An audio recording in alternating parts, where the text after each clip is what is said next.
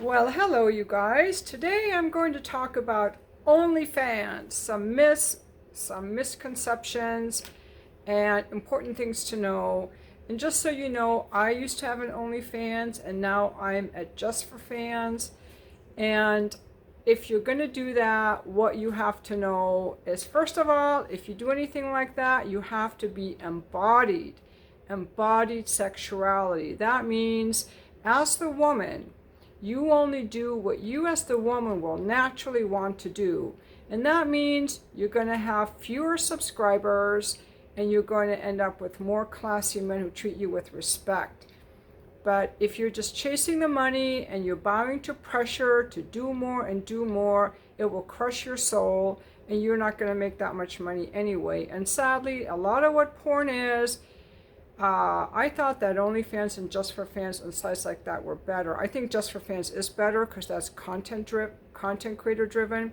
But OnlyFans is driven by a lot of pressure to do more and more and more.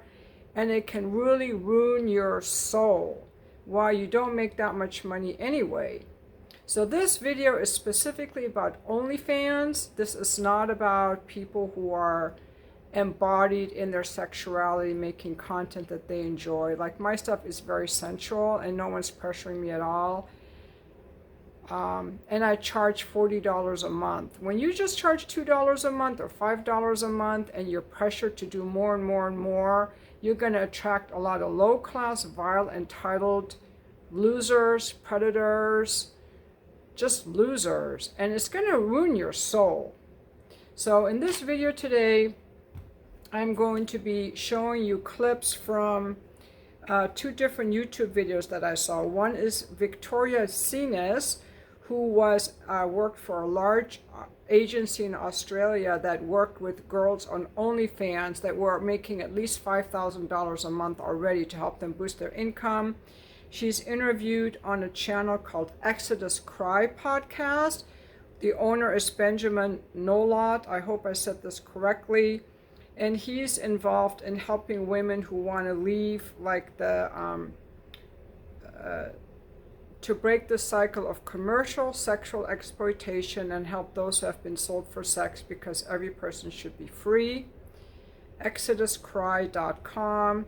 And the other video that we're going to look at is a woman who's also committed to helping women get out of the industry. Her channel is Treasures on YouTube. She also gives resources for women who want to leave the sex industry, and she's going to give her own personal account on her experience of OnlyFans. And we're actually going to start out with her. She lives in Los Angeles, and I want to start out with her by playing her first clip where she talks about the pressure to do more and why it's so hard to make money on OnlyFans. So let's listen to her. She's just a beautiful soul. You will always be asked to do more, and you probably will do more. You probably will end up doing more. This is actually just a reality of the commercial sex industry in general. You might get on there and be like, you know what, this is a reality of OnlyFans. So you are very much at risk of having your content leaked, shared, pirated. Number 2, you will always be asked to do more, and you probably will do more. You probably will end up doing more. This is actually just a reality of the commercial sex industry in general. You might get on there and be like, you know what, I'm only going to do bikini, I'm only going to do lingerie, I'm not doing anything more. But the sad reality is that there is a dark black hole of demand that is constantly pressuring to do more. And it's an easy trap to fall into, right? Because you might get a subscriber, you might get someone who's paying you at first, but once they feel like, oh, I've already seen everything, then they're going to be pressuring you to do more. And it's going to be a very difficult thing to keep your boundaries and not push past that. And what happens for so many of us is that the money and the pressure gets to us, not all of a sudden, but sometimes just gradually over time. And one day you will wake up and realize that you did more than you ever thought you would, and you've gone farther than you ever thought you would. The money is not as good as you think it is. And you know what? For some people, maybe high profile people, yes, there is a lot of money out there, but it is hard to make that money, and it's not the norm. And just like we talked about a second ago, you're going to be pressured to do more. In this next clip, she talks about the huge emotional toll that it takes on a woman when she's just a sexual object, dehumanized, having to deal with vile comments from entitled men and sexual abuse. Like, you're sexually abused and harassed all day long, and it's really going to change you. So let's hear what she has to say in this next clip. There is a cost to becoming a sexual object. There is a huge cost to this. Once you establish yourself as a sexual object, you will be treated that way. And I can tell you personally that it can have a really damaging effect, especially over time as it goes on and on. And, you know, essentially, you're no longer a person. You are a product, and you're treated like less than human.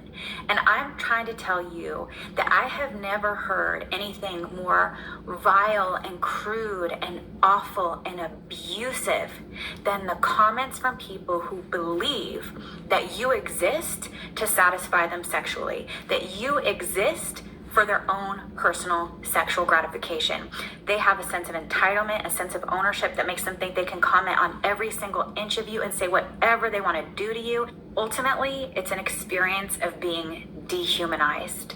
And when you think about it, some of the most horrible, atrocious things that have ever happened in human history have happened because we dehumanized another person or people group. So there is a cost to being a sexual object. Sexual harassment is a job requirement, right? In most companies that you work for, if you get sexually harassed, you can be like, hey, no, and, you know, get some justice, some legal action. On OnlyFans, sexual harassment is a job requirement. You can't just get on there and like post some photos or videos and just think that's it, just collect your money, right?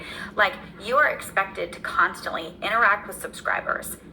And like we just talked about, I have never heard more vile and crude and awful things than the things that come out of the mouths of people who think that they have a right to you and that you exist to sexually gratify them. Having to be in the messages and interacting with people and hearing what they have to say, right? Like, it's not just harassment. It's not just sexual harassment. It's sexual abuse. And it is very, very difficult to process that and to not let that really affect you. The truth is like, I can't think of many things more important than who you surround yourself with.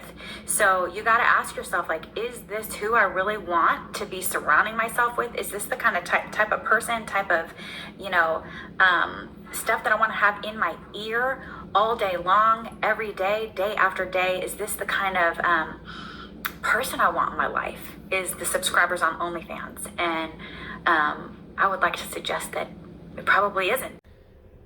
I would not like dealing with those comments. Like, the guys on my JustFor.Fans are so respectful and so appreciative of me. Maybe that's because I'm older. I'm very, I'm not trying to compete with all the young girls. Maybe it's because I charge more. I really, really think that we as women have to decide how much we're going to charge someone to have sexual access, whether in an appointment as a bookkeeper or on a site like an OnlyFans or JustFor.Fans. How much money do you want to show your body to a man, and how much do you want to show? And for younger ladies, I'm older now when I started this, but younger ladies also have to consider that being on a site like that can prevent you from ever working with children or getting a government job, and it can get out to someone that you may want to marry if you have never been married before. These are things that can hurt you in your career. And years ago, I remember reading about, there was a very well-loved science teacher in a California school district. It was the Oxnard School District. and she was beloved by the students and the parents. And then someone found out that years earlier she had done porn and she was fired. So you have to really think about that. I chose to do it because I already had my career, I already had my marriage, I already had my children. But if I were in my 20s, I would not be doing an OnlyFans or Just for Fans, because it's going to close a lot of doors to you as a career. And like, the money is really, for most women, not that great. We're going to get into that in the next few clips. Now, I'm going to start playing some clips from that interview with a woman who worked for the agency. And what she would do, she would find women who had very popular Instagrams with a lot of followers, or TikToks with a lot of followers, and then you would do a funnel. Your TikTok would link to their Instagram, and from there there's a link tree, and that has a link to their OnlyFans. So you're funneling guys into your OnlyFans, and you want to have a lot of volume. And what a lot of guys don't realize is that when you're dealing with these content creators that have a lot of subscribers, you're not talking to the girl. Like the last woman we listened to, she was absolutely feeling horrible with the comments. Well, these big content creators hire it out to chatters. Chatters are people in third world countries that get paid like $2 a day, and they have all these men in like this big room chatting with guys and pretending it's the girl. So I recommend that you listen to that interview. It's a little bit longer, but she explains about the chatters and how the chatters interact with the agency and with the girl for custom videos, but you're actually talking to a man. And the sad thing about the guys that do a lot of chatting, like on my Just for Fans, I hardly do any chatting. Okay, I'm just entertaining with my content. But the guys that want a lot of chatting, they're very lonely, and some women take advantage of their loneliness to try to get more money out of them for the chatting, or to make them like fall in love with them or something. So it's really taking advantage of men, especially when they upcharge for every little thing. But on this first one, let's listen to her talk about the different levels, because there are different levels on OnlyFans, and of course you're going to make more money the more that you show. So let's have her talk about the onboarding and the 5 different levels that the girls were in. And just keep in mind that they're going to pressure the girls to go to higher levels, because there's more money in that. What's the range of explicitly sexual things that girls were expected to do? So at our agency, we had these things called levels. And I think that this is really important to touch on, because a lot of people think that OnlyFans is empowering, it's liberating, and the girl gets to decide what she wants to do and what standard she's at.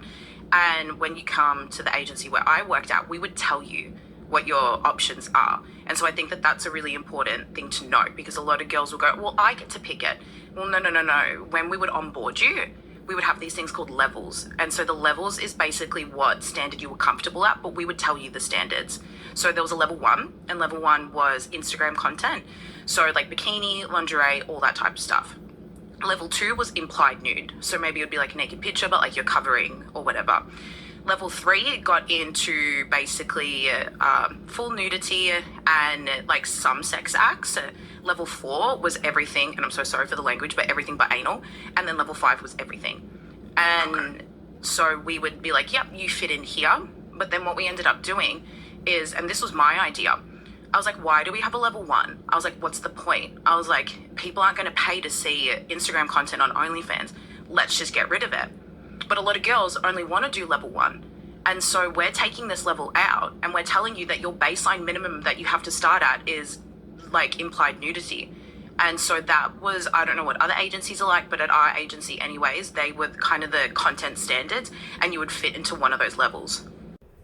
Okay, so in this next section, we're going to hear her talk about the explicit content, how girls are constantly being pushed to do more because you have a customer that you're servicing, and listen to what the average income is of an OnlyFans girl. You will be surprised, and I will be back on the other side. have a shelf life? Meaning, does the more intense stuff work for a season, but then it's like, okay, you're kind of aged out, if you will? Yeah. Like, Yeah. you've kind of, we've seen everything, and so on to the next girl? Yeah, so everything has a cycle, everything has an expiry date. And so that's why it was so important from an agency perspective to have a cycle of subscribers coming in. Okay. Because again, if you think about it, you can only ask for so much before you get sick of it. And so then that girl doesn't become relevant anymore unless you have like specific subscribers that are like obsessed with the girl. But then that's why there's this whole soft manipulation of you need to be doing more and more and more to satisfy your subscribers. And if you're not satisfying them, because at the end of the day, this is a service-based role. Like, you're servicing your clients, which are your subscribers. So you're at the beck and call of them. So if you're not servicing your customer, well, then you're not a very profitable business. And so that's what we have to, I guess, like, remember here. And then if you're not doing that, you're not making money. So then, of course, you have to go do more. And then, of course, they get sick of it because it's oversaturated. And so you either have to do more and more and more and more crazy things, and then you bomb out. Or we need to be having a constant influx of people coming in so then the girl doesn't become irrelevant. What's Yeah. the expectation for how much these girls earn? So to be at the agency where we were at, there was a minimum requirement of 5,000 USD a month that you had to be making. Otherwise, we just wouldn't have you. Anywhere can, I guess, depend. Again, that was just the agency that we were at. But that's kind of the minimum. But in saying that, the average wage of an OnlyFans creator is literally 140 USD a month. $140 a month.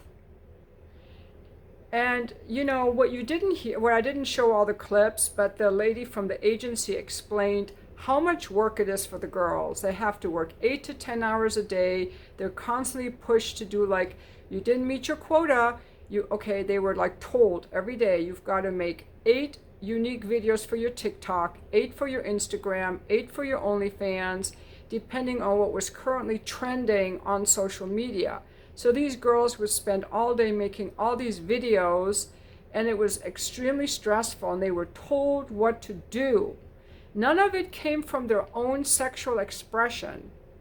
Like me right now, lately, I've been enjoying doing a certain type of videos that are like very just sensual, so undressing, or I have some really fun videos I made. I did like a doctor role play thing, and I have some fun stuff, but it's what I want to do.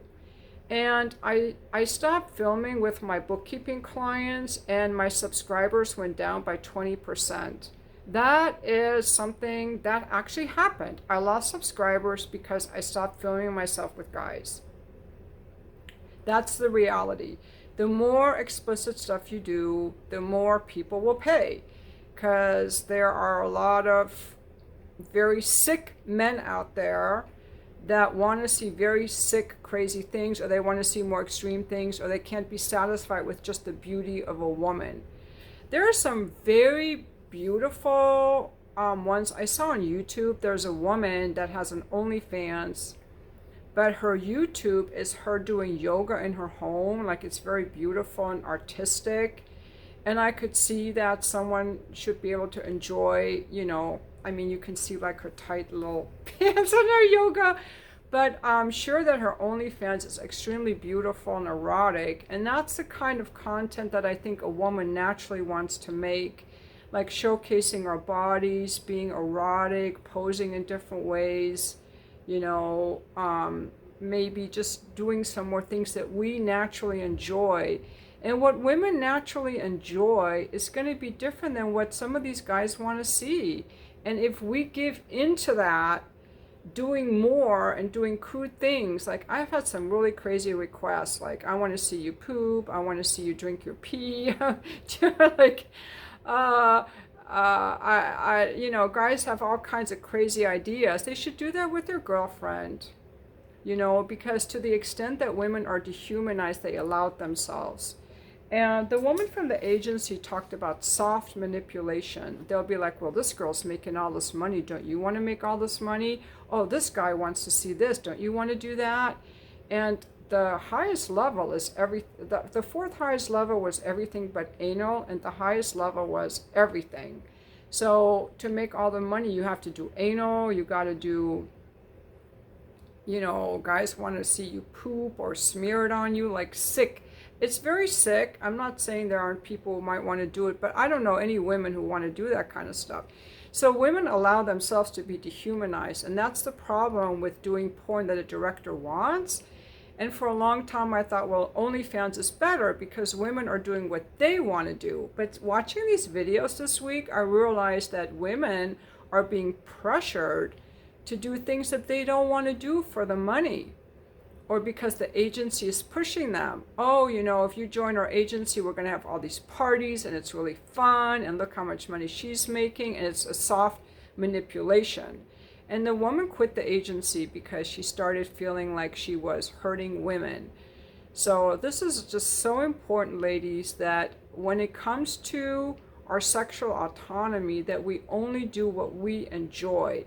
And to the extent that you're willing, and maybe you are because you need the money, it's going to cost you self-respect, peace of mind, and your self-esteem. There's going to be a huge price to pay when you dehumanize yourself to do work where people want to demean you, frankly.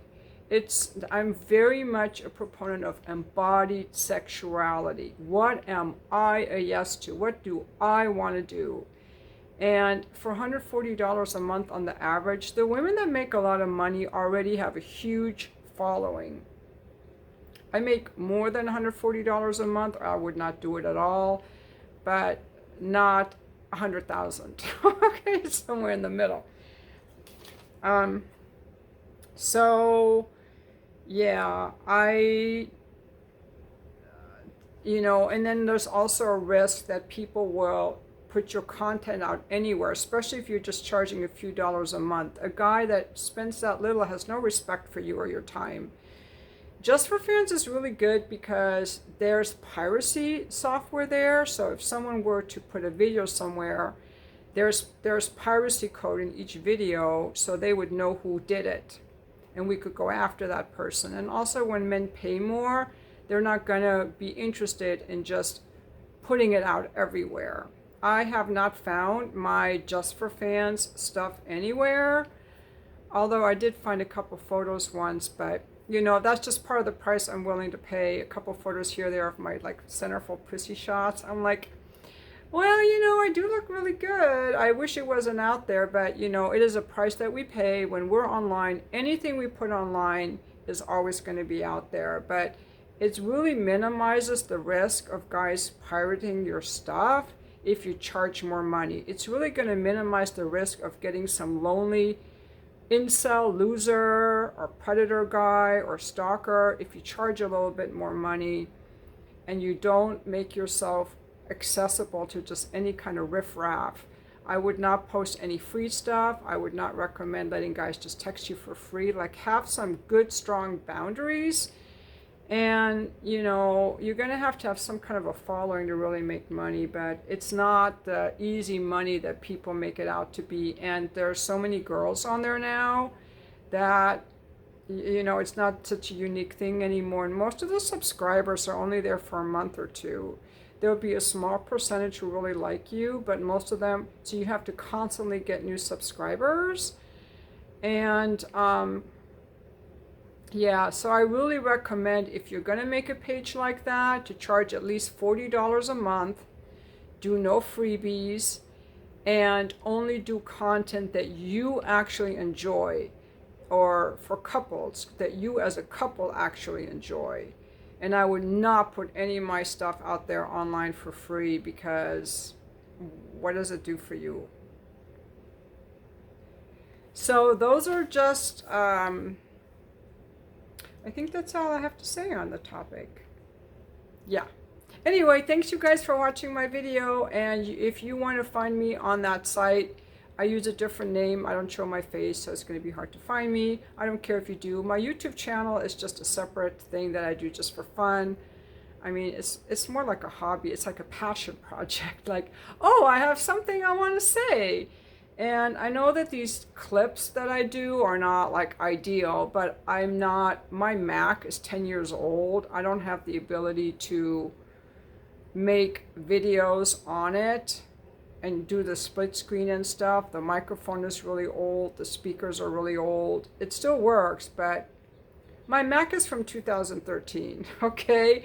And I don't want to upgrade it. So this works for my purposes. I'm just a small channel making a few $100s a month here off the ads. So it's not, you know, if it were a business, I would definitely upgrade my equipment, get a new computer, get like a microphone.